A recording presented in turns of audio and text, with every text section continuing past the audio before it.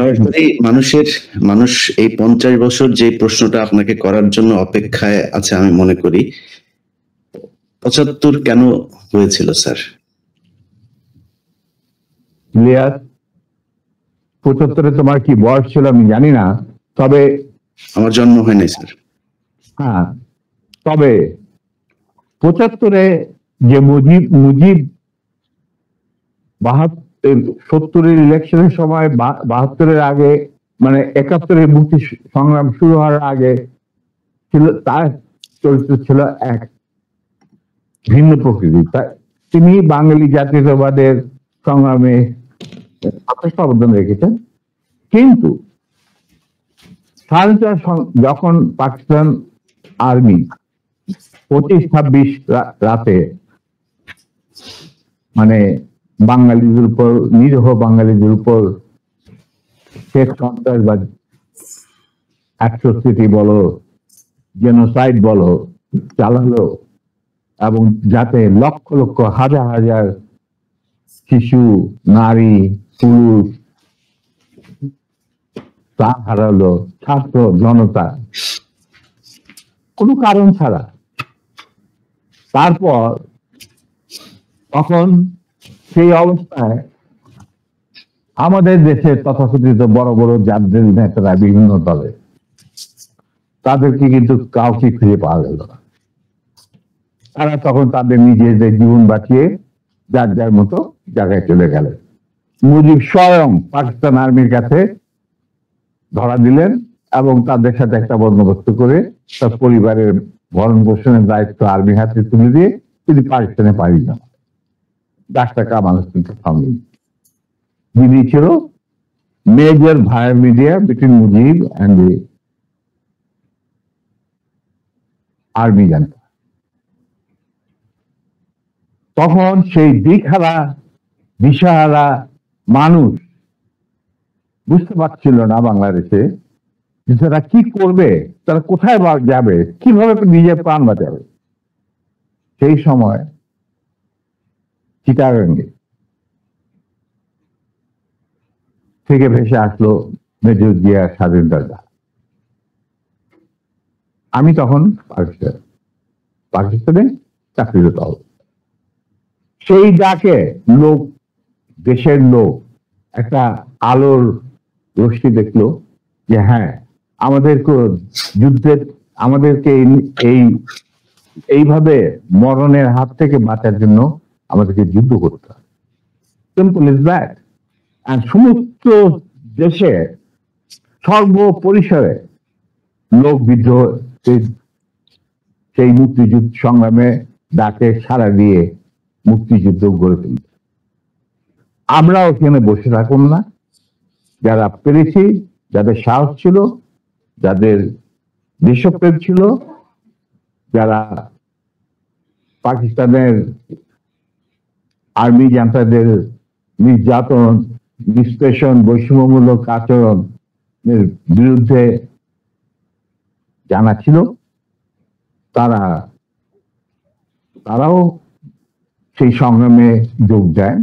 অনেকেই পালিয়ে এসে জীবনের ঝুঁকি নিয়ে, আমি ছিলাম তাদের মধ্যে সর্বপ্রথম গ্রুপ লিডার, যে আরো দুজন আমার সাথীকে নিয়ে আমি এসে যুদ্ধে যোগ দেই।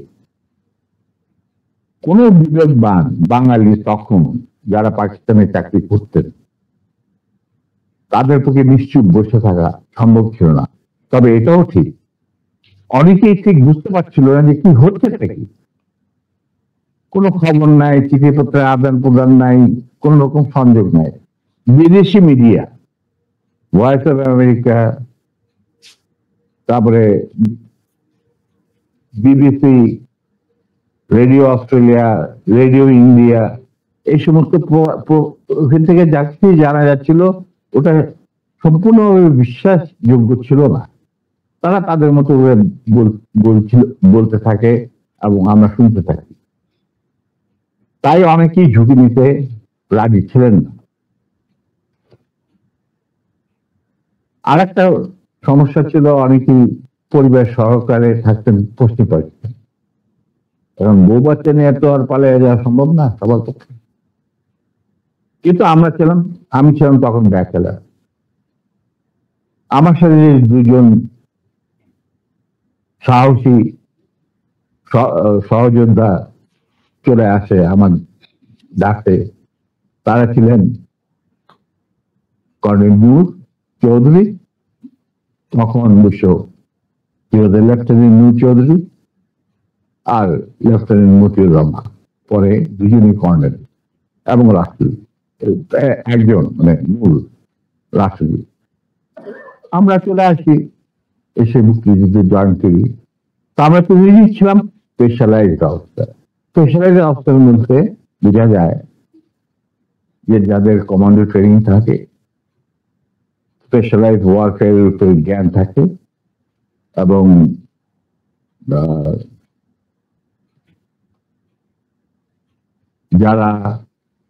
যাদের ইন্টেলিজেন্স অপারেশন কিভাবে বিশ্বজুড়ে চলে সেই সম্পর্কে জ্ঞানে তারা অভিজ্ঞতা সঞ্চয় করেন বিভিন্ন কোর্সের মাধ্যমে। আমরা ছিলাম তিনজনই সেই ধরনের অফিসার। তাই আমরা জীবনের ঝুঁকি নিয়ে আল্লাহর নাম নিয়ে বেরিয়ে পড়ি এবং অতি সহজেই দিল্লি পর্যন্ত পৌঁছে যায়। এবং সেখানে আমাদেরকে রিসিভ করা হয় সাউথ ব্লকে, মানে প্রাইম মিনিস্টারের অফিসে শ্রীমতী ইন্দিরা গান্ধী, ল প্রধান founding father general Ruman Singh, DP ধর মুখ্য সচিব প্রাইম মিনিস্টারের and in charge of Bangladesh affair, এনারা আমাদেরকে রিসিভ করে। তারপর অনেক আলাপ আলোচনা, কিছুদিন ট্রেনিং, ব্রিফিং, পরে আমাদেরকে মুজিবনগর সরকারের কাছে হ্যান্ড ওভার করে দেওয়া হয় এবং আমাদেরকে দিল্লি থেকে নিয়ে আসার জন্য general Osmani, commander in chief মুফতি ফৌজ, জনাব Tajuddin, prime minister of the provisional government, 7 দফা চুক্তি করার পর, আর ফরেন মিনিস্টার খন্দকার মুশতাক আহমদ, যিনি আমার বাবার ক্লাসমেট, তারা আসেন দিল্লিতে, এসে তাদেরকে ফর্মালি আমাদেরকে হ্যান্ড ওভার করে দেওয়া হয়। তারপরে আমাদের তিনজনের মধ্যে দুজনকে, আমাকে এবং মতিকে, অ্যাপয়েন্ট করা হয় as guerrilla adviser to the sector commander. মানে 11টা সেক্টরের মুক্তিযোদ্ধাদের রিক্রুট করা, তাদের ট্রেন করা, তাদেরকে ইন্ডাক্ট করা, অপারেশন করানো, সব দায়িত্ব পড়ে আমাদের দুজনের উপর। আমরা এই 11টা সেক্টরকে ভাগ করে নিই। আর Noor being the junior most, Osmani সাহেব ওনাকে তার পার্সোনাল স্টাফ অফিসার হিসেবে মুজিবনগর সরকারের যে হেডকোয়ার্টার ছিল মুক্তিবাহিনী, সেখানে তার সাথে রাখেন। এবং শেষ পর্যায়ে কিছুদিনের জন্য অনেকটা দৃঢ়তার সাথে উসমানীর সাথে আলাপ করে সাত বেঙ্গলে চলে যায় এবং মুক্তিযুদ্ধে সক্রিয়ভাবে অংশগ্রহণ করে।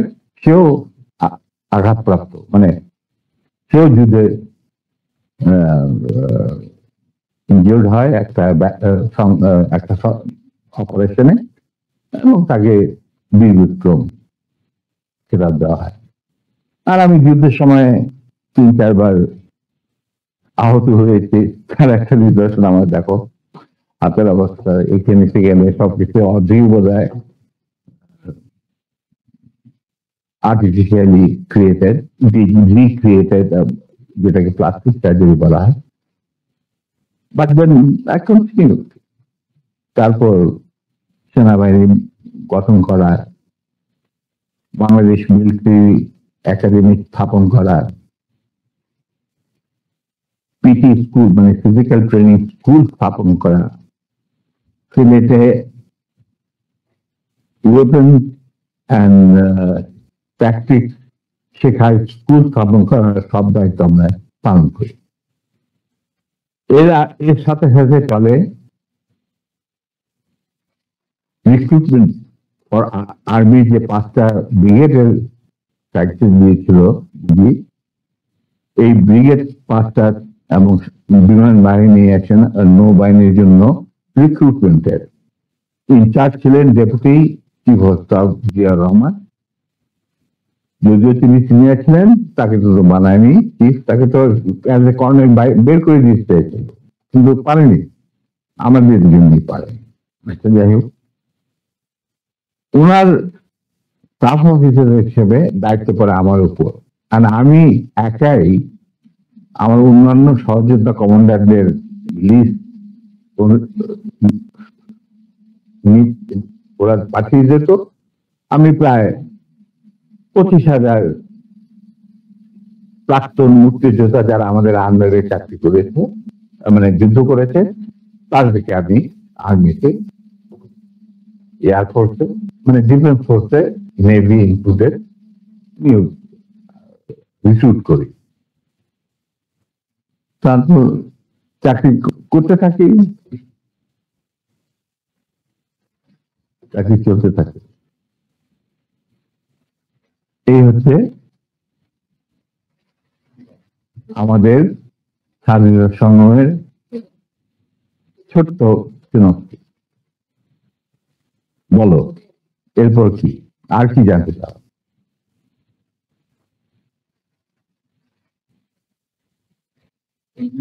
দুঃখিত না, এরপরের যেই আমার মূল প্রশ্নটা ছিল যে কোন পরিস্থিতিতে 75-এর 15ই আগস্ট হলো?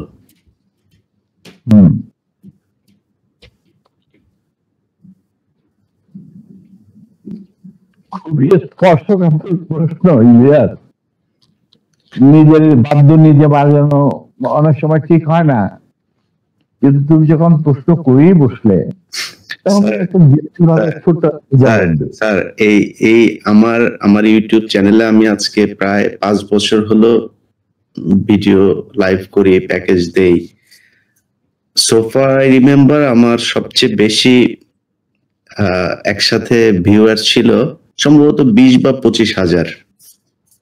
আমি মাত্র খেয়াল করলাম এই মুহূর্তে 1,70,000 মানুষ এট এ টাইমে ওয়াচিং আওয়ার ভিডিওস। এটা তো তোমার, the credit goes to you. Oh, credit goes to you, man. মানে যাচ্ছে হয় আল্লাহর ইচ্ছায় হয়। আমি একজন আমি এই জন্যই বললাম যে আপনার নিজের ঢোল আপনি যেটা মানে বাজানোর কথা বলছেন, আপনি তো বাজান নাই, 50 বছর চুপ ছিলেন। যেই স্বাধীনতা আপনারা এনে দিয়ে গিয়েছেন, সেই স্বাধীনতা না আসলে তো আজকের শেখ হাসিনা যে অবস্থায় দেশকে নিয়ে গিয়েছিল, সেই 75-এর পরে আরো হয়তো 2-1 বছর লাগতো শেখ মুজিবের সেখানে নিয়ে যেতে। তো আমাদেরকে এই যে উদ্ধার করে দিয়ে গিয়েছেন, এই কৃতজ্ঞতা বোধটা বাঙালি জাতির নেই, যে কারণে আজকে মেজর শরীফুল হক ডালিম বাংলাদেশের মাটিতে নেই। অথচ আপনাদেরকে সর্বোচ্চ সম্মাননা দিয়ে আমাদের দেশে রাখা দরকার ছিল, সেই সম্মানটুকু আমরা দেখাতে পারি নাই বলেই মাঝে মধ্যে আবার 2024 আসে। তো আপনি ওইটা নিয়ে আমার মনে হয় দেরি তো অবশ্যই হয়েছে, কিন্তু আমাদের জানা উচিত। এই জাতি, প্রতিটা মানুষ জানতে চায় কি হয়েছিল 75-এর 15ই আগস্ট। প্রথম কথাটা হচ্ছে যে 15ই আগস্ট কিছু কোনো বিচ্ছিন্ন ঘটনা না, এটা সূত্রপাত হয় মুক্তিযুদ্ধ চলাকালীন অবস্থায়। আমরা বুঝতে পেরেছিলাম যে বাংলাদেশের মুক্তিযুদ্ধটা অ্যাকচুয়ালি কাদের ইন্টারেস্টে হচ্ছে, দেখে আমাদের ইন্টারেস্ট হচ্ছে যে আমরা আমাদের দেশ যুদ্ধ করে স্বাধীন করব, নাকি এটার পেছনে অন্য কোনো উদ্দেশ্য কাজ করছে। যখন 7 দফাতে চুক্তি করে নজরুল ইসলাম আর তাজউদ্দিনকে পারমিশন দেওয়া হলো to establish provisional government in Calcutta. এই 7টা ক্লজ পরে সাইন করার পর, দস্তখত করার পরে নজরুল ইসলাম সাহেব ফিট হয়ে পড়ে গিয়েছিলেন যে এটা তো একদম একটা দাস খড়, যে আমরা ক্রমান্বয়ে ভারতের একটা করদ রাজ্য, তারপরে একটা অঙ্গরাজ্য হিসেবে অঙ্গরাজ্যে পরিণত হবে বাংলাদেশ, হবু বাংলাদেশ। আর ওই joint declaration between Usmani and general Manekshaw joint command establish করার পর কথা ছিল যে general Usmani on behalf of Bangladesh government will invite General Manekshaw to come and be present as an auxiliary force commander, সহায়ক শক্তির commanding chief হিসাবে in the Sunday ceremony, but the instrument will be signed by the Mufti Fauj commander-in-chief, who was General Usman, Colonel Usman. কিন্তু সেটা হতে দেওয়া হলো না। 16ই ডিসেম্বরে যে সারেন্ডার সেরেমনি হলো রেস করতে, সেখানে পরিষ্কার বাংলাদেশের জনগণ দেখতে পেল যে পাকিস্তান আর্মি সারেন্ডার করছে ভারতীয় সেনাবাহিনীর কাছে, এবং সেখানে সাইন করছেন আরোরা ভারতীয় বাহিনীর পক্ষে, আর ওদিকে নিয়াজি পাকিস্তান আর্মির পক্ষে। সেখানে মুক্তিযোদ্ধারা কোথায়? আমরা পরে থাকলাম ঝাড়ুদার হিসাবে ইন্ডিয়ান আর্মির রাস্তা পরিষ্কার করে দেওয়ার কাজে, বনে বাজারে। আমাদের কি কোনো শহরগঞ্জে ঢোকার পারমিশন দিল না মুজিব সরকার, আমাদের তাজউদ্দিনের সরকার, আওয়ামী লীগ সরকার। এই অবস্থায় কি প্রমাণিত, এটা এই ঘটনায় কি প্রমাণিত হলো? ইন্ডিয়া প্রমাণ করলো সারা বিশ্বে যে বাংলাদেশ জনগণ নিজেরা যুদ্ধ করে দেশ স্বাধীন করেনি। বাংলাদেশ নামক একটি রাষ্ট্র প্রিমেচুরলি জন্ম দেওয়া হয়েছে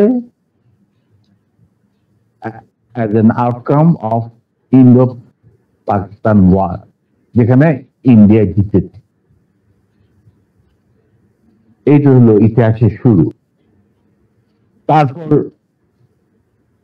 মুজিবকে যখন ছাড়া হলো, সে তো কিছুই জানতো না যে দেশ স্বাধীন দিতে কোন মুক্তি ফৌজ বলে কিছু ছিল, হাজার হাজার লোক দেশচ্যুত হয়েছে, প্রাণ হয়েছে, কি জানতো? সে তাকে যখন ছেড়ে দেওয়া হলো, তখন ইন্দিরা গান্ধী তাকে পাকিস্তানে ফোন করে বলল যে, ফোন করলো মুজিব, ফোন করে বলল যে আমি দেশে ফিরে যাচ্ছি। তখন ইন্দিরা গান্ধী যাওয়ার আগে আপনার সাথে দেখা করে আমি আপনাকে কৃতজ্ঞতা জানতে চাই। তো তখন ইন্দিরা গান্ধী বললো, কৃতজ্ঞতা তো জানাবেন, আপনি ফোন না করলে আমি আপনাকে ফোন করতাম, আপনাকে ঢাকায় আপনি জানাতাম, আপনি নয়াদিল্লি হয়ে যেতাম। মুজিব সেটাই করলেন, তিনি চলে গেলেন নয়াদিল্লি, লন্ডন হয়ে। সেখানে কি হলো, যে 7 দফা চুক্তিতে সাইন করার পর প্রবাসী সরকার গঠন করেছিল তাজউদ্দিন আর নজরুল ইসলাম, সেই আওয়ামী লীগ বাংলাদেশে ক্ষমতা গ্রহণ করলো সারেন্ডারের পর। ওই 7 দফা ভিত্তিতে, এবং সেই 7 দফাতে মুজিব স্বাক্ষর দেওয়ার পর ফিরে গিয়ে তিনি ক্ষমতা নিজে হাতে নিন। তাজউদ্দিনকে বললো, তাজউদ্দিন তুমি প্রাইম মিনিস্টার থাকবে না, আমি হোম প্রাইম মিনিস্টার। তারপর কি হলো, কোনো নির্বাচন নাই, কিছু নাই। ওই 70-এর নির্বাচনের সুবাদে তারা ইন্ডিয়ার 4 স্তম্ভ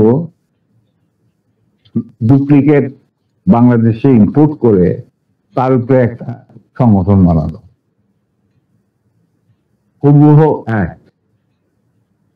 শুধু তাই না, রবীন্দ্রনাথ ঠাকুর, যাকে নিয়ে আমরা নাচানাচি করি এবং অনেকের মানে ভাসে যায়, আপ্লুত হয়ে যায় আবেগে, এই রবীন্দ্রনাথ ঠাকুর একজন ইন্ডিয়ান নাগরিক এবং ইন্ডিয়ার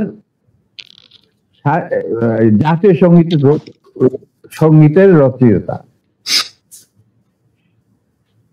আমাদের দেশে তার চেয়ে প্রতিভাবান কবি কাজী নজরুল উপস্থিত থাকা সত্ত্বেও আমরা সেই ভারতীয় নাগরিকের একটা গানকে আমাদের জাতির উপরে চাপিয়ে দেওয়া হলো জাতীয় সঙ্গীত। পৃথিবীর ইতিহাসে এমন কোন নজির আর দ্বিতীয়টা আছে বলে আমি মনে করি না। কেন কোন বাংলাদেশে যদি নজরুল ইসলামকে আমরা জাতীয় কবি আখ্যা দিয়ে থাকি, তাহলে নজরুল ইসলামের গান কেন হলো না? বা অন্য কারো গান হতে পারতো জাতীয় সঙ্গীত। ভালো ভালো কবি সাহিত্যিক ছিলেন আমাদের দেশে, কিন্তু পৃথিবীর ইতিহাসে কোথাও নাই যে বিদেশি এক নাগরিকে যে নাকি তার দেশের জাতীয় সঙ্গীত রচনা করেছে এবং আমাদের শুদ্ধ স্বাধীন বাংলাদেশে এসেও আমাদের জাতীয় সঙ্গীত রচনা করতে হবে। কি ধরনের কথা? That means you have nothing in your hand. তারপর মুজিবকে দিয়ে রক্ষী বাহিনীর সৃষ্টি করলো ইন্ডিয়া। তারা বাংলাদেশের সামরিক বাহিনীকে দুর্বল করে একটা নামে মাত্র সামরিক বাহিনী, হাতে লণ্ঠন, করে ঠনঠন, এই ধরনের একটা সেনাবাহিনী রাখবে। আর কারণ একটা সেনাবাহিনী তো রাখতেই হবে, কারণ যে কোনো জাতির মেরুদণ্ড হচ্ছে সেনাবাহিনী। ওই হাতে লণ্ঠন, করে ঠনঠন, আর আসলে তার চেয়ে অনেক শক্তিশালী একটা বাহিনী গঠন করলো ইন্ডিয়া। স্যার, ওই যে 7 দফাটা, আমরা তো ইতিহাস পড়ে, আমরা তো আসলে সাক্ষী না, আমরা পড়ে মানুষকে জানানোর চেষ্টা করেছি। আপনার স্মরণ আছে 7 দফাটার কথা? কি কি ছিল ওই দফা?